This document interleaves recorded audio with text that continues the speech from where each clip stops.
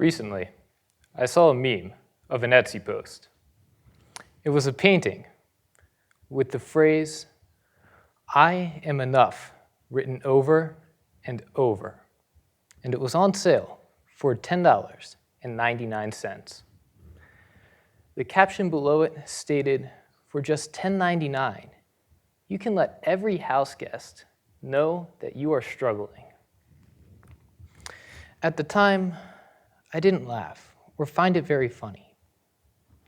Maybe it was because I was knee-deep studying the kidney. Or maybe it was because I was coming to the realization that no amount of learning, memorizing, or even discovering would ever bring me to the point where I knew everything. But it did really get me thinking.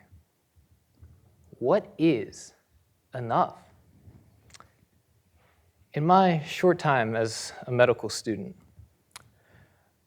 the community members I've spoken to have identified a common theme in the doctors who have provided them with poor care. And that seems to be that these doctors have run out of empathy and compassion.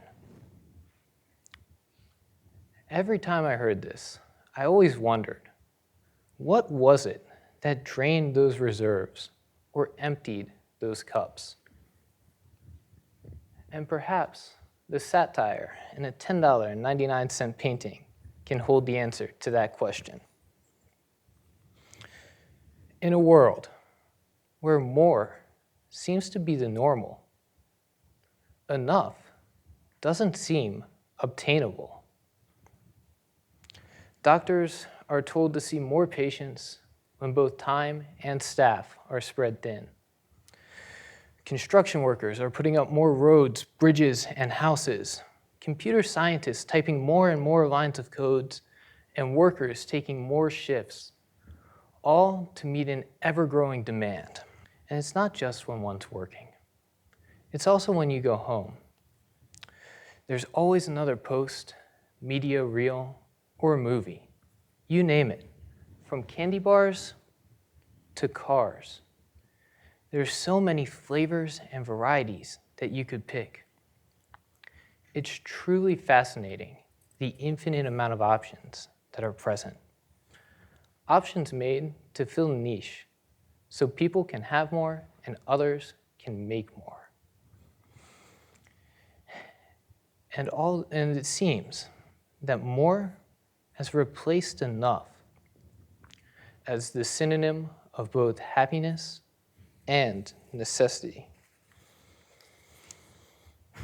And the hardest part about this is that there's nothing wrong with wanting to do more or wanting more. In fact, I would say that there are some things that it's good to want more of. I would argue knowledge, discipline, compassion, and empathy are among some of the things on this by no means incomplete list. The hard part, though, is knowing what enough is. Relentlessly chasing something without end can drain even the sturdiest person's empathy and compassion. Knowing what one's goal is, though, and having a set value for enough might help take something that's overwhelming and make it manageable. When enough is defined, the progress toward it is easier to visualize. And when you see that progress, it can lead to the realization that you are enough. And this realization alone can make one's stores of empathy and compassion so much more sustainable and shareable. And this is important in things like empathy, compassion, and charity, because they're not things for you to keep. They're things for you to give. If you've ever found yourself in a situation where more is being required of you, on top of the more that's already being asked of you, then you know how hard it is to give that extra bit of empathy and compassion when you're just trying to make it through the day. And what I mean to say is that one cannot pour from an empty cup.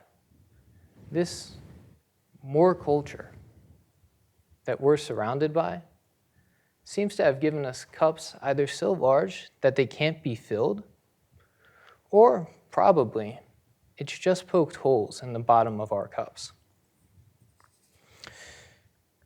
And sometimes we need a reminder that we are enough, or at least I do. And whether that's a phone call from my mom or dad to let me know I'm doing great, a compliment from a stranger, or even a meme about someone trying to come to terms with being enough.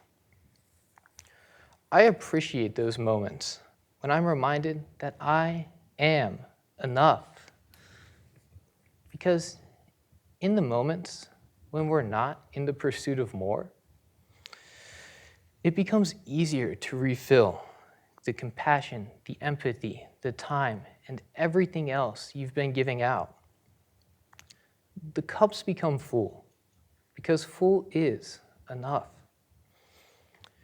And I believe that this philosophy can help not just myself, but anyone become a better student, or in the case of a medical student, a better doctor.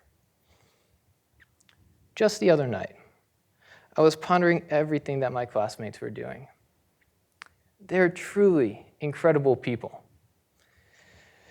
Many of them have multiple research projects going on. They're out there winning awards, being recognized in the community, and being a part of the community.